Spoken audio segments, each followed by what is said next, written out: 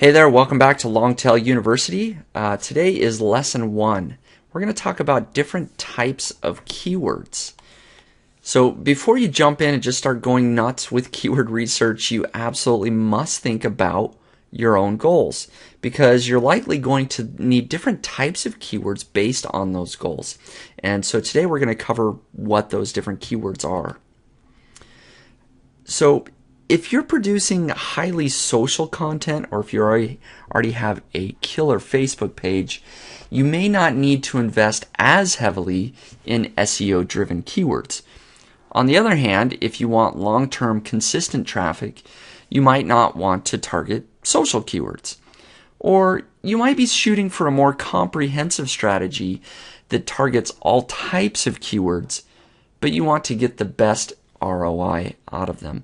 So we're going to cover all of these different things, and of course why I think a comprehensive strategy really is the best strategy. So whatever your strategy is, here's the point. You have to understand what your goals are, the pros, the cons of each type of keyword. It's absolutely crucial to setting the best strategy for your own site. Here's a quick overview. In this lesson, we're going to cover first, different types of keywords and the purposes that they serve. 2, the benefits of each. And 3, which keywords you need to use for your site. A few different types of keywords that we are going to cover are, of course, SEO keywords, viral keywords, which are your more socially shareable keywords, Google News keywords, buying keywords, and there is more, of course. But no matter what kind of site that you have, this is probably a good recommendation. You need to target at least a few different types of keywords, usually about 3. And here's why. Targeting different types of keywords diversifies your traffic. It also helps you have a more well-rounded site. This protects against thin content penalties many times. You get more combined traffic than any one form. So this can equal more revenue, leads, and subscribers. And of course, each serves different goals. This might be, keywords that are meant to bring in the money versus keywords that are meant to bring in links or traffic. It also builds authority by being a fun, more informative, and helpful site that can allow people to get to your products and solutions much easier in a variety of different ways. So, SEO keywords in a nutshell. They are used to rank well in Google and capture organic traffic for targeted search terms.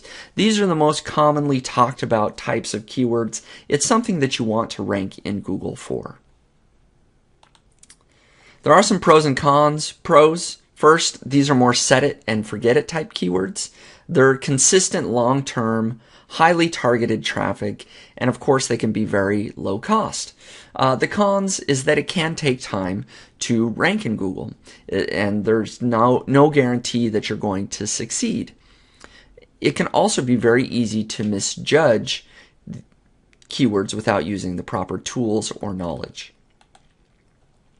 Here's an example of a good SEO keyword, best hunting knife. And this is just a screenshot from Longtail Pro showing the different stats. It gets searched for 1,900 times per month. I've just circled a couple of weaker types of sites here that might show that there is some weakness. A couple of sites that are less than a year old, that have very low domain authority and low keyword competitiveness. We're going to jump into this, what makes a good and bad SEO keyword, but this is an example of one that you might have potential to rank for.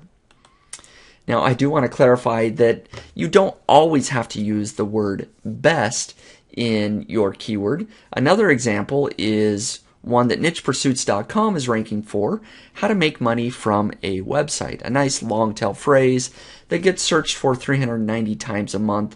You can see I'm ranking number 3 there in Google that brings in a little bit of traffic. So that's another good example of a SEO keyword. So overall, what does make a good SEO keyword? And trust me, we're going to dive into this a lot. This won't be the only slide that you see about this. But overall, it needs to be low competition. It needs to be very relevant to your niche or market. It needs to have at least some search volume. Again, it doesn't need to be a lot. It can be in that long tail, and many times that's very good.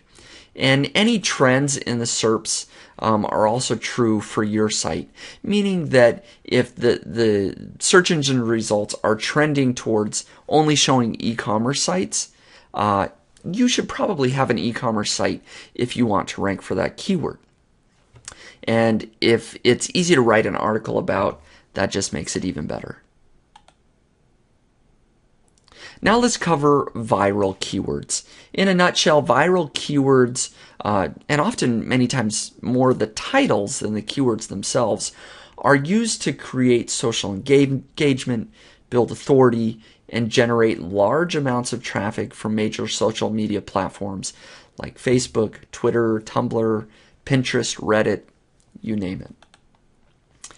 Now, what are some of the pros and cons of viral type keywords? Well, the pros, traffic can be extremely good. It can build a lot of authority in a short period of time. And it, of course, can lead to great opportunities and relationships. Some of the cons, on the other hand, many times it's an element of luck involved, whether or not your article is going to go viral. You may have to pay to play, especially on Facebook. Traffic can also be difficult to monetize, especially if you're not capturing emails. And again, that depends on what type of keyword that you're targeting. But many times these social keywords are not really easy to monetize. So, what makes it a good viral keyword? Well, first, again, think of these more as titles and not just specific keywords, because that's usually what they are. They often are highly emotional. The optimal character count is around 55. Optimal word count is 6. They need to have good grammatical structure. And you don't necessarily need to memorize all of this right now. We're going to have some cheat sheets and notes for you that you can refer back to if you don't get all of this right now. And we will be covering this in more depth in a future lesson. But it usually contains an even mix of common, uncommon, emotional, and power words. And I'll go into what all of these are. Impact words at the beginning and end of the keyword.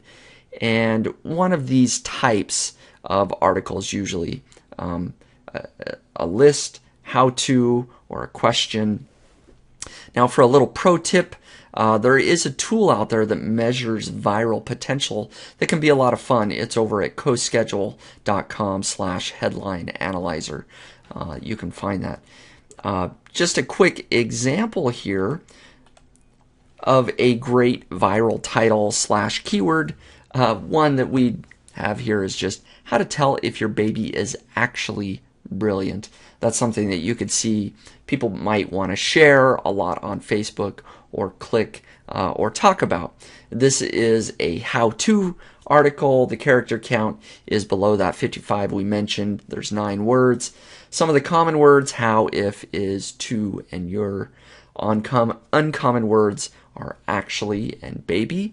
And emotional words, how to, and then our power word there is brilliant. You can see this headline score received an 81 according to the CoSchedule tool that I just mentioned. So you can go over and play around with some different titles to see if you can come up with a viral title yourself, but this is just one particular example. Product or buying keywords can be very important. In a nutshell, these are keywords that demonstrate clear buying intent. They can be used to target visitors farther along in the buying process, so much more likely to get those conversions that you want to see. Now let's just go over some brief pros and cons of buying keywords. Pros is that they can be highly targeted traffic. Typically, this converts really, really well, like I mentioned. It can also be very low competition. The cons on the other side is that often these keywords are very low volume. It can also be highly competitive in very competitive markets because everyone's trying to sell these people products. Also, you might be competing with very big brands, and there might be strong SERP lean. Again, it might be difficult to rank for these keywords if you're not an e-commerce player, because Google only wants to rank e-commerce sites for this particular type of keyword. So what makes it a great buying keyword? Of course, you always want it to be low competition overall. And again, we're going to dive deep into what makes a low competition keyword. But usually you want it to have a strong buying footprint. And there's certain words and phrases that you can add to your root keyword to make it better, such as best, price, reviews, for sale, where to buy, versus, and you can see a few others here. But there's often modifiers and buying footprints that you can spot good buying keywords. Let me give you an example of a good buying keyword. CB radio reviews. And of course, our friends over at rightchannelradios.com are ranking, it looks like #1, just right below the ads there in Google right now. This is a good buying keyword. You know somebody's far along in the process. They know they want to buy a CB radio, and they want reviews. They want to compare and contrast in particular. So they're getting down the road of the buying process. And so if you can be one of those sites ranking in Google, you can capture that sale. Now, something very important to remember, you don't have to segment all these keywords separately. Viral keywords don't just have to be viral keywords. SEO keywords don't just have to be SEO keywords. You can actually overlap your articles in content marketing, meaning that your viral keywords can also contain SEO keywords, which can also be buying keywords. Now, they don't have to, but you might target non-buying keywords to get people on an email list, for example, or you might create a viral-only blog post to attract traffic and build an audience. But that being said, it can be really powerful if they do overlap. And I want to stress that this is the best strategy, if possible, whenever you can. You won't always be able to do this, but if you can combine a SEO keyword with a viral keyword, that's going to give you the most bang for your buck, the best results. Let's look at an example. So survivallife.com, they have an article called 36 Paracord Projects for Preppers. This is one that's done very well on social media. As you can see, it has over 6,000 likes. It's been shared a ton on Pinterest, over 12,000 pins of its images. So this article is getting a lot of direct traffic just from social media. So not only does this article do very well on social media, it actually does very well in the search engines, because the word paracord projects is a keyword that they're targeting. It gets searched for over 18,000 times per month. And guess who happens to rank in the top 5 in Google? Well, Survival Life does. And so they're getting both the social media, the viral aspect, because they wrote a great title and it's getting shared a lot, but they are also ranking naturally in Google. But that's not all. Because they are doing things properly throughout their article, this post actually targets lots of relevant keywords. So one of their subtitles there is paracord keychain with secret compartment. So their targeted keyword there, of course, is paracord keychain. And then they're selling something that is very highly relevant on their site. And so you can see how they have combined all of these things with not only viral keywords, but also SEO keywords, and then highly targeted traffic, and they're selling a very specific product. So it's a great example of how you can kind of combine the different types of keywords and make your site more effective. So with all these different types of keywords, how do you know which ones that you should be using? Well, you should really play to your strengths. If you have a big social following, write more viral articles. If you're an e-commerce store, target keywords with strong buying intent. And if you're open to a long-term strategy, targeting only SEO keywords can be a low-cost way to generate traffic. And of course, you should try to combine all of these strategies in a way that makes the most sense for you. So for example, from my own niche site, I started with 70 SEO articles that also targeted buying keywords.